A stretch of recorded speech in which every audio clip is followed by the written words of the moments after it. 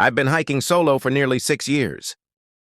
Long enough to trust my instincts and foolish enough to believe the wilderness. Always rewarded experience. That October, I drove from Virginia into the remote stretches of Monongahela National Forest, deliberately avoiding marked trails. The weather was calm, the air cool, and the woods felt empty in the way I loved most. For hours into the hike, I reached a narrow gorge carved deep into the forest floor. It wasn't wide, but the drop was steep enough to guarantee serious injury. If someone fell at the center of it lay a massive fallen oak, wedged diagonally between both sides like a natural bridge. The tree's bark was worn smooth, likely from years of weather and quiet crossings. I tested it, checked its balance, then carefully made my way across. By the time my boots touched solid ground, the adrenaline buzzed through me. That's when I heard the sound slow. Rhythmic and heavy, a dull thunk echoed behind me. On the opposite side of the gorge stood a man. He was older, maybe in his 50s, dressed in a torn camouflage jacket and faded jeans. His beard was thick and unkempt. At first glance, he looked like a local woodsman. Then I saw what he was holding, a full-sized axe, before I could react. He walked to the base of the fallen oak and swung. The axe struck the wood with terrifying precision. I shouted at him, demanding he stop telling him I just crossed using that tree. He didn't even look at me. Another swing landed deeper, and the tree shifted slightly. That's when I understood he wasn't unaware. He was trying to trap me. I screamed insults, desperate and furious, but nothing worked. Finally, I yelled that I needed to cross back. He stopped, then slowly lifted his head and said calmly, "That's not my problem." His voice wasn't angry or threatening. It was certain, like a statement of fact. Something snapped in me. I screamed harder, said things I shouldn't have. That must have struck something because he said I followed the gorge for over an hour, each step sinking deeper into panic. Instead of narrowing, the ravine widened, the terrain becoming more jagged and impassable. The sun dipped lower shadows stretching unnaturally between the trees. Just as I began seriously considering climbing down into the gorge, I saw a clearing ahead at first. Relief washed over me. There was a fire pit. Stones blackened with soot. It looked recently used. I thought maybe I'd found another camper, someone who could help, but the closer I got, the more wrong everything felt. The trees surrounding the clearing were carved with symbols, not names or initials, but deep, deliberate markings etched into the bark. Rusted tools lay scattered across the ground. Strips of cloth were tied to branches fluttering weakly in the breeze. Animal bones, small ones, were arranged in patterns around the fire pit. The pit itself wasn't normal. The stones were stacked carefully. Almost reverently inside were objects that didn't belong together.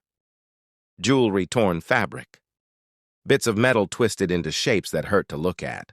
My instinct screamed at me to leave. I turned away and hurried back into the woods. That's when I heard footsteps behind me. They weren't steady. They stopped when I stopped, moved when I moved every time I spun around. The forest went silent. My fear escalated quickly. I picked up my pace, but the sounds grew louder closer.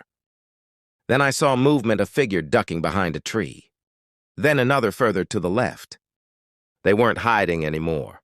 They were positioning themselves. Hurting me, one of them carried a metal pipe. I ran. The chase was immediate and relentless.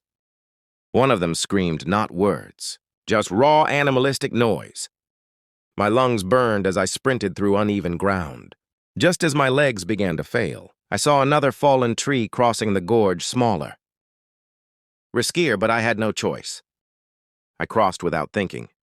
The tree held. I turned back. 3 figures stood on the opposite side.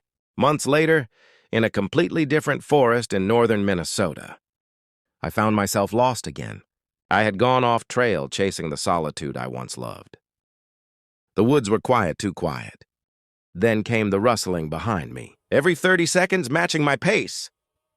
I stopped, it stopped. I moved, it followed. Then suddenly they appeared, wolves. 6 or 7 of them encircling me. Some snarled, others watched. I pulled my knife, fully believing I was about to die. Then every wolf froze, their ears shot up. Their bodies went rigid one by one. They turned their heads towards something behind me, and then without warning, they ran. Not away from me, but away from whatever was there. The forest went silent. No wind. No birds, even the light felt dimmer. I kept walking, dread settling deep into my chest. 20 minutes later, I reached another clearing.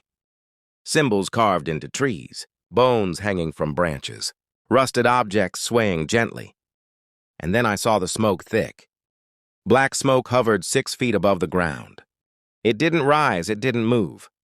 It just existed. I stared at it, frozen. Overwhelmed by grief and terror I couldn't explain. 5 minutes passed, the smoke remained unchanged. When I finally broke free, I ran until my memory faded. I don't remember how long I ran. I only remember darkness falling and the sudden side of my car. I drove away without looking back. I never reported it. I couldn't explain it. Even now, parts of that day are missing from my memory. Fear should sharpen memories. Mine erase them, my father told me. Everyone has one experience that changes how they see the world. That was mine. I still hike. But the joy is gone. Every forest feels watchful now. Like something is waiting just beyond sight. Sometimes I wonder if the woods let me leave, or if they simply chose not to keep me. Years earlier in the Ozarks, my friends and I encountered something similar. A man who watched without moving. A woman impossibly tall and thin. Figures that appeared vanished and followed. We laughed it off then. Now I know better. Some places aren't empty. Some trails aren't meant to be walked. And some things in the woods don't hunt to kill, they hunt to choose.